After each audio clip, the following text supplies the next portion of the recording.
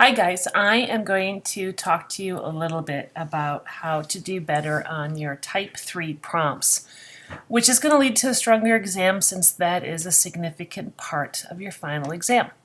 The first thing to know is what are the criteria for success. When I read your papers, I'm looking for a few different things. I'm looking for a clear and purposeful focus that directs the reader. I'm looking for supporting topic sentences, and those sentences have to argue ideas, not restate facts. Or they can do facts, but they build to a climax, to an insightful discussion of the story.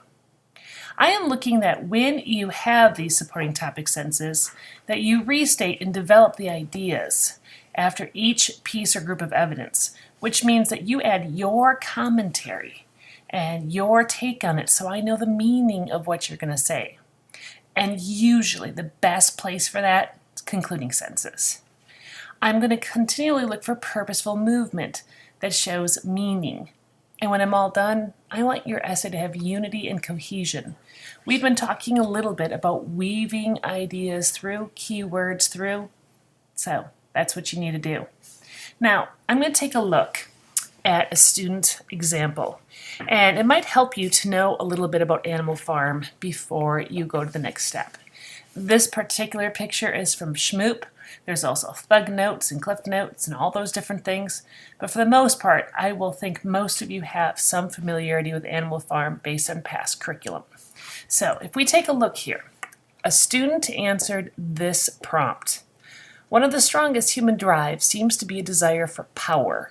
Write an essay in which you discuss how a character in a novel or a drama struggles to free himself or herself from the power of others or seeks to gain power over others. Be sure to demonstrate in your essay how the author uses this power struggle to enhance the meaning of the work. All right, so we have somebody who's looking for power, either to free themselves or to assume power.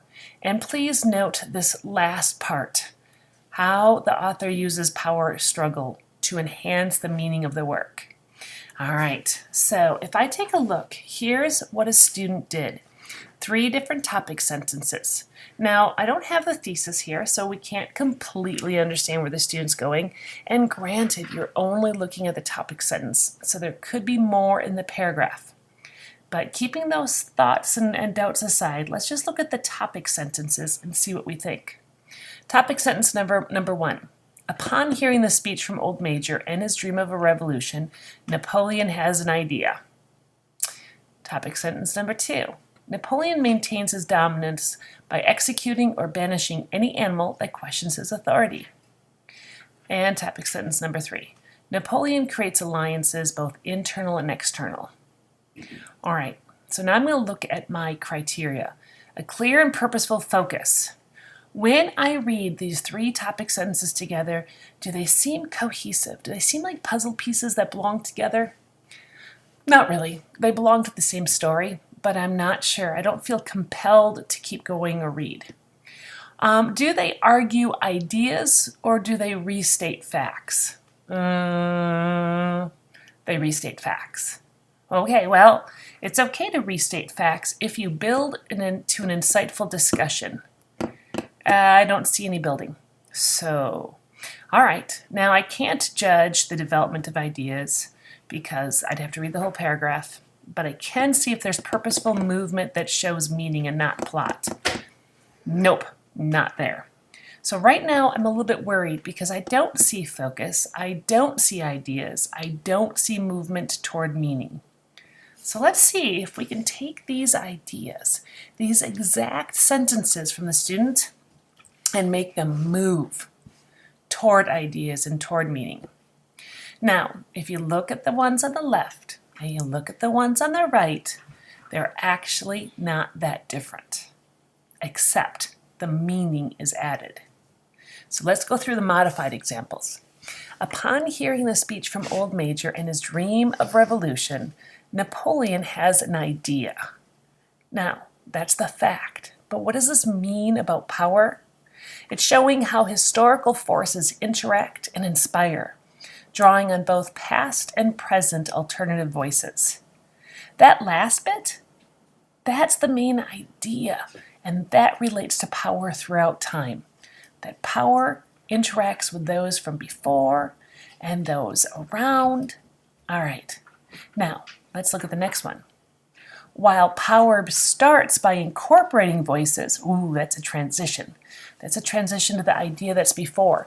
And transitions help unify pieces and bring cohesion. So while power starts by incorporating voices, it maintains itself by eliminating voices. Napoleon maintains his dominance by executing or banishing any animal that questions his authority. All right, so the fact of the story is supporting the idea about power. Last one. Besides eliminating dissident voices, ooh, notice that transition again, power seeks to create security through reinforcing shared value. Thus, Napoleon creates alliances both internal and external. So if this student had taken these facts and then connected them to the meaning of power, well, then things would have gone somewhere better. But you know what? I think there was a different way to organize. I want to think about power and the meaning of the work. So I'm going to first think, okay, what does Animal Farm have to say about power? And I'm going to come up with these ideas. Napoleon's rise to power has a couple lessons. It reflects the use of word art and propaganda. It reflects the truth that an overworked populace will forever be an underclass. It reflects the idea of power, that every social group will have traitors to their kind.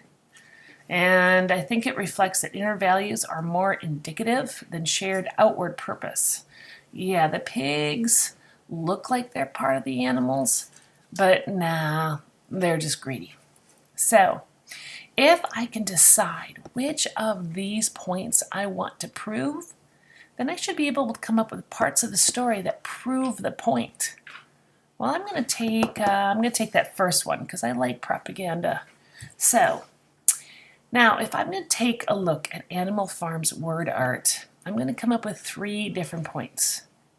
Napoleon's crafted original commandments show a need for a unifying, inspiring message. Note that that's not just about the book. That's a true human thing. Napoleon's slight alterations to the commandment show the manipulation of the populace, indicating a need to be wary and alert to all messages. But unfortunately, those animals aren't quite that alert. And the final commandments and the restoration of Manor Farm indicate the cyclical nature of freedom and control. So if I just take the idea of how they play around with words, specifically the commandments on the wall, I can come up with shifts in the story and relate it back to the meaning about power. All right? So I want to remind you, what sets writing apart? Make sure you get to ideas and make sure you get to meaning.